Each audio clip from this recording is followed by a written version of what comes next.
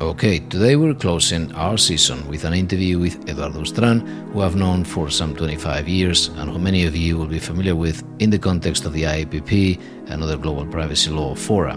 Today we'll review the current status of privacy in 2026 with a focus on the privacy AI convergence and automated decision-making, with the diverging paths that we can now appreciate between the EU and the UK at a time when California has brand new ADMT rules that apply to fully automated decisions. So it's a good moment for some comparative law. As for Eduardo, he's global co-head of the Hogan Lovells privacy and cybersecurity practice, widely recognized as one of the world's leading privacy and data protection lawyers and thought leaders. With over 30 years of experience, he advises multinationals and governments around the world on the adoption of privacy and cybersecurity strategies and policies, and he has been involved in the development of the EU data protection framework and also was listed by Politico as one of the most, or rather, as the most prepared individual in its GDPR power matrix. The last thing I'll tell you is that we recorded this in a noisy place, so it feels more like a live recording, and you're familiar with those as well. And that has its charm as well, with background laughs and pub-like sounds. So please bear with us. Here we go now. And we will be back in a few weeks. Enjoy the summer and stay tuned.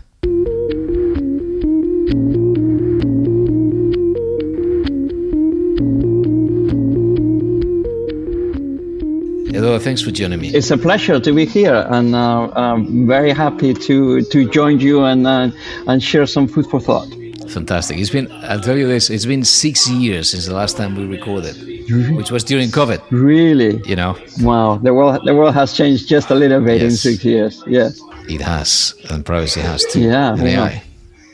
So I wanted to start with this, which is, what kind of key factors do you think give us a good understanding of where we are in terms of either privacy or the convergence between privacy and AI in 2026? Excellent. Well, the timing, I think, is perfect in a way for me to be sharing this with you, not least because literally a few weeks ago we had our team strategy day. And one of the things that we were discussing and debating was precisely this: what is the changing landscape that we are seeing right now in terms of opportunities, and also the challenges we see. And there are 3 or 4 things out there that are happening right now that are very, very relevant to our world. One is that we're probably seeing a new generation of what I would call privacy intrusions.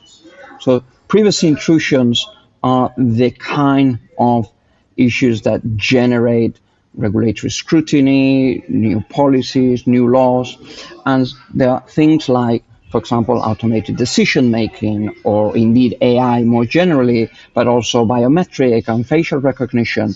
These are developments that are happening right here, right now, that generate this additional level of scrutiny. We also have a different level of cybersecurity risk that we are seeing with what we have witnessed in just the last few months around the new AI tools that are potentially solving the cybersecurity issues, but also exposing new vulnerabilities. At the same time, of course, we live in a very geopolitical, uncertain world, and that itself affects the world of data, the world of digital sovereignty, and of course, linked to that is the new laws or lack of them in a way around AI specifically. And in Europe, we see things changing from more regulation to slightly less regulation, but still concerns about not enough regulation. So all of these things are happening at the same time, and again, generating all these opportunities, at least risk areas for us to be involved in. So if we think that we focus on automated decision-making, you recently wrote, or your team published this analysis about the divergence between the UK, because of the UK reforms and the DUAA, and the EU in terms of automated decision-making, and how the UK could be departing from Article 22. What would you say about that? Yeah, that is a very interesting development. And it's kind of a nerdy development because what we have seen, of course, is that the UK, following the, I guess, a tragic departure in a way from the EU, has looked at how to make the most of its regulatory independence. And one of the areas, of course, has been data protection. And different governments have toyed with the idea of reforming the GDPR. And in fact, last year we saw some changes to the UK GDPR.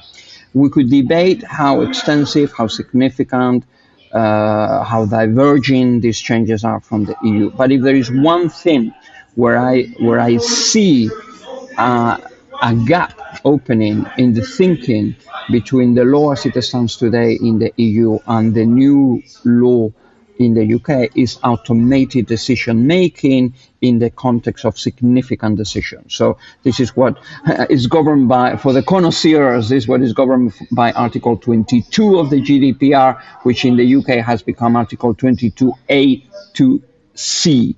And then that idea that under EU law, decision making made by machines, which again we can talk about how much of that is happening right now, but I can only tell, but I think we would probably all agree that it's happening more and more. But that type of decision making, to the extent that it has a significant effect on someone's life, that is essentially almost prohibited in a way, subject to some exemptions, but in principle prohibited by EU law. In the UK, it's no longer prohibited unless we're talking of this special category data. But for normal personal data, we've moved from what is effectively a prohibition to a situation where it is permitted subject to certain safeguards. So that slight difference in approach is in itself a very significant gap in the way both types of jurisdictions are regulating this issue. Okay. And it feels like there's already that disparity, and there's always going to be that dilemma as to how far do we take AI-specific regulation and how far do we take privacy regulation that affects AI. And it seems like they really, really are converging. So right now we are in transition, I would say, in the sense that we have a range of laws that have been in the statutory books for, in some cases, for many years, and certainly in relation to data protection law, we have a history of decades, perhaps, of laws dealing with the use of data. And in fact, automated decision making is something people forget, or people may not be old enough to know, is that automated decision making was already regulated by the original 1995 Data Protection Directive. So we can go back 30 years and say that automated decision was regulated.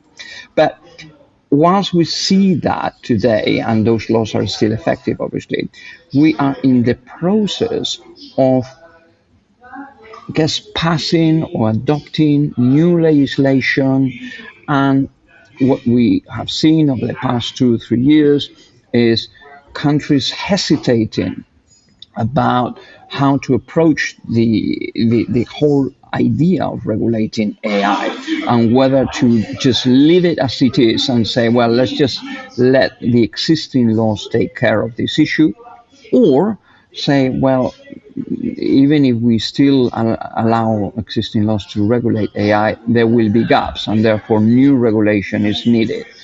And as I say, countries are grappling with that challenge, and there seem to be a couple of camps on that. Those that say, well, leave the stuff alone, don't regulate it until we know better what we're talking about.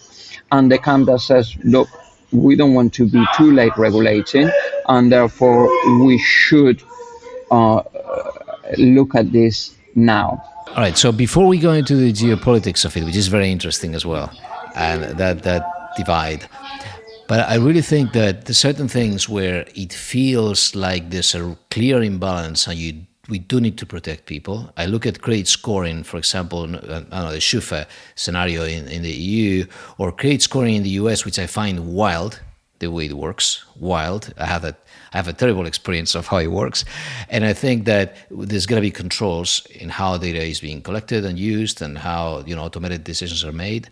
But then I look at other things, and it seems like we're resistant. We're trying to make sure that there's a human in the loop for everything, when we are entering a world in which humans are not even present on either side of the equation. So do you think that there really is a long-term viability for humans in the loop and explainability for every single use of AI within, again, for example, what's in the EU, everything that affects our freedoms and fundamental rights? There will be room for human intervention, or at least human responsibility at the end of every single decision. But I think there is something really important that we need to appreciate, which is we are going in the direction of AI and automated decision making becoming the norm in all decisions, in the sense that whether they are trivial issues or very important issues, we are going to rely more and more on machines and technology making those decisions for us. And the whole agentic AI revolution, which again is still in its infancy, it's all about that. We're relying on AI not just to tell us what to do, but actually to do things for us, right? And therefore, this becomes slightly philosophical now, because the question is, do we regulate every single decision made by AI, or do we regulate the ones that are truly important? And if so, how do we differentiate between the two? Because if we say, okay, well, we can't regulate every single decision, we need to regulate just the ones that are really important, where do we draw the line on what is important and what is not important? I think that the original thinking behind these provisions around automated decision making in the EU was that it was about those decisions that are truly affecting our lives as individuals, in the important things in our lives, our education, our finances, our health, our life in as a whole, but not the day-to-day aspects of how we live. And I think that is a debate, I guess, that needs to happen as to how do we apply the law in this context. Because if we then decide, okay, there are only certain situations where we need to restrict, I guess, or qualify the lawfulness of automated decision making by adding a human component to it, then we will be in a better position to be realistic about this, rather than say, okay, well, a human always needs to explain things, because ultimately some of these things are not explainable by humans, because machines are making the decisions and in a way that perhaps humans cannot explain. So that is something that we're witnessing right now.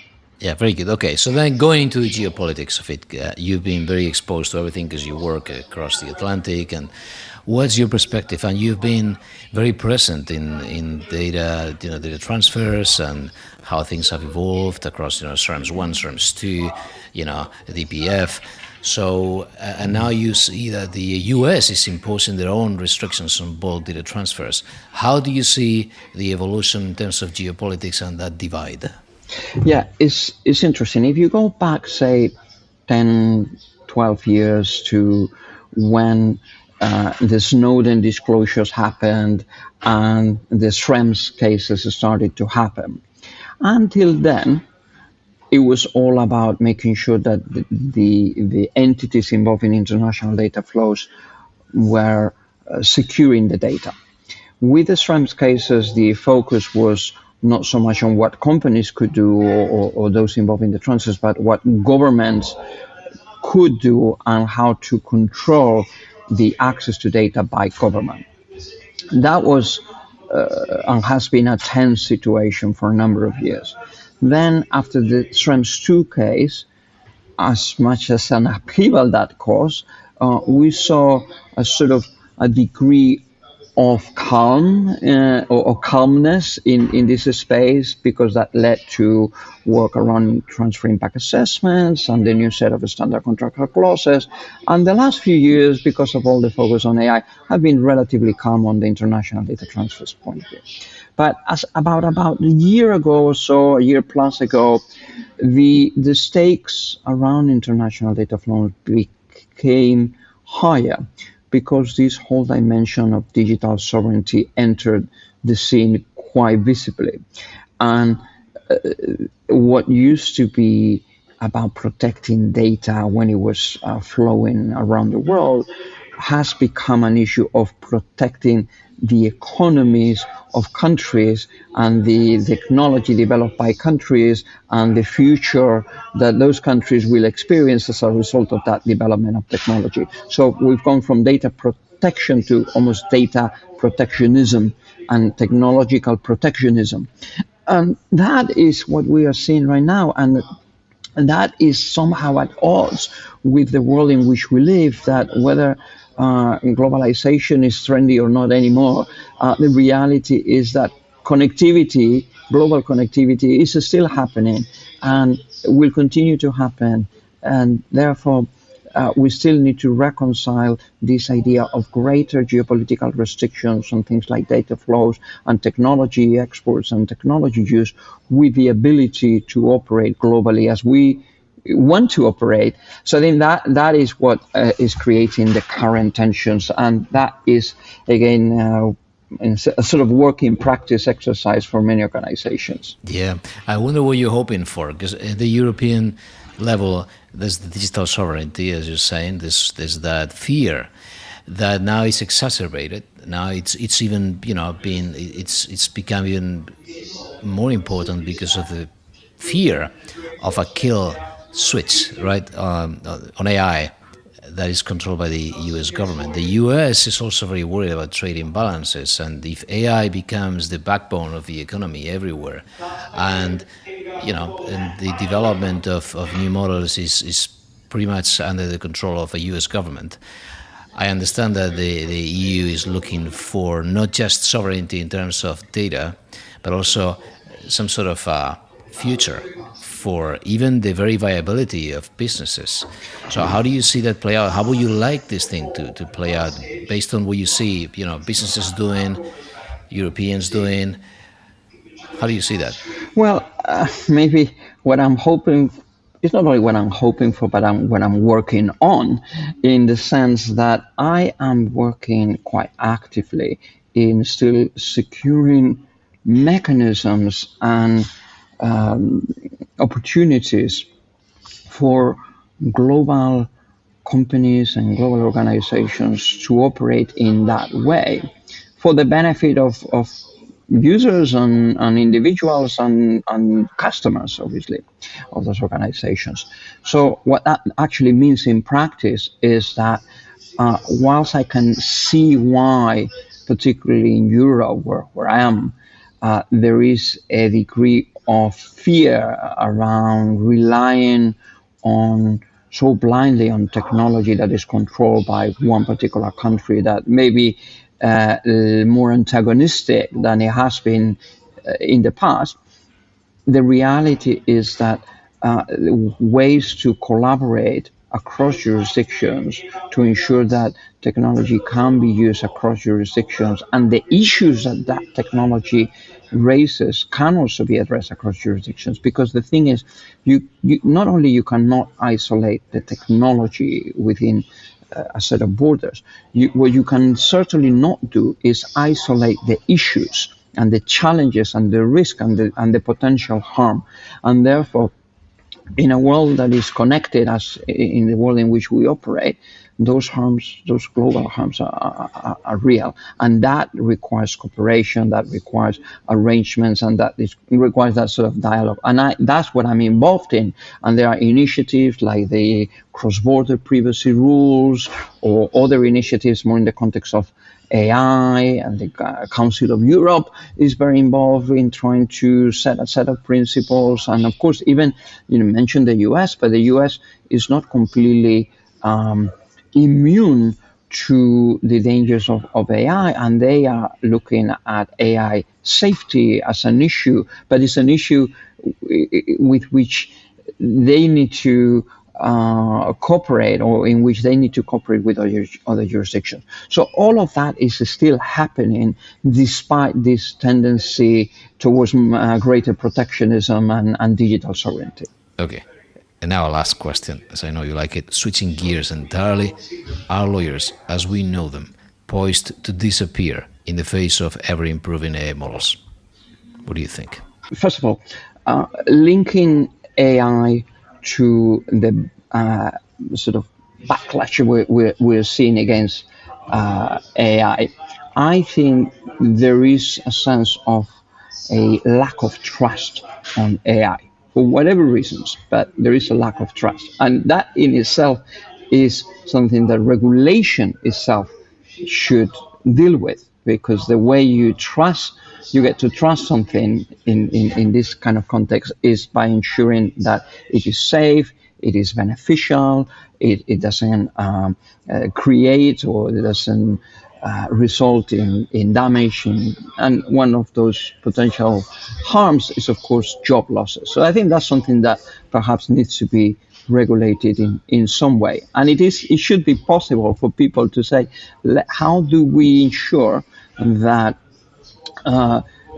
whilst we help and we sort of support the development of AI as a tool and as something that generates growth and prosperity, it doesn't turn into something that frustrates everyone, because not only we no longer have a job to do and a way of generating our own success and prosperity, but actually the implications of that go beyond the financial aspects, because a lot of what we do in terms of our own purpose in life is defined by our professional endeavors. So I think all of that needs to be taken into account.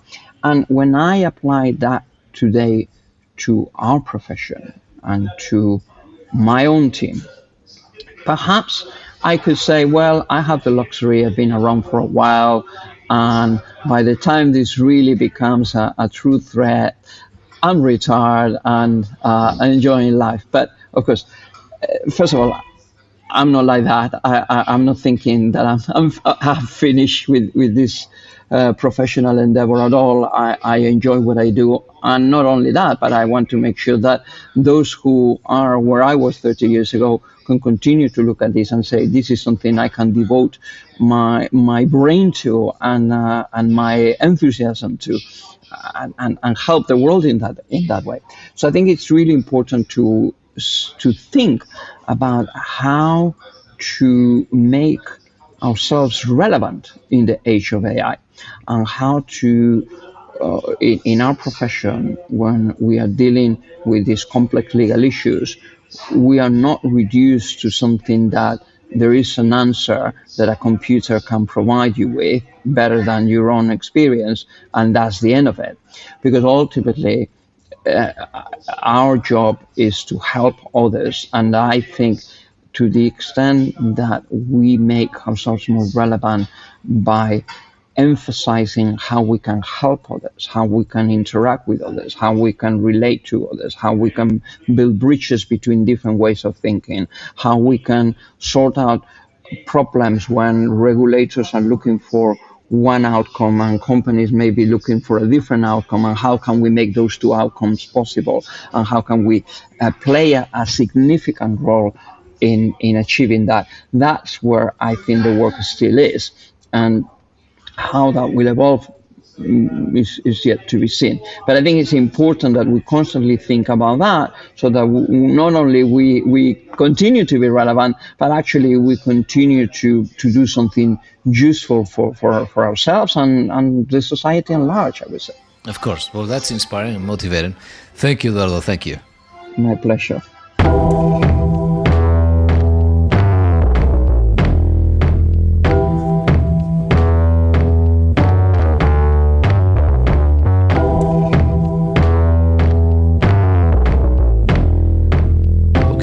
That's it for today. find more about this topic or access the transcript for this interview on mastersofprivacy.com. Also, feel free to join us for a breakfast workshop or live recording session at a venue near you by visiting the events section, or subscribe to get all the things that we keep adding to the list. I would also like to encourage you to join our LinkedIn group or Blue Sky feed if you're really passionate about this particular interplay between privacy or data protection law on the one hand and marketing, e-commerce or media on the other. Thank you for listening.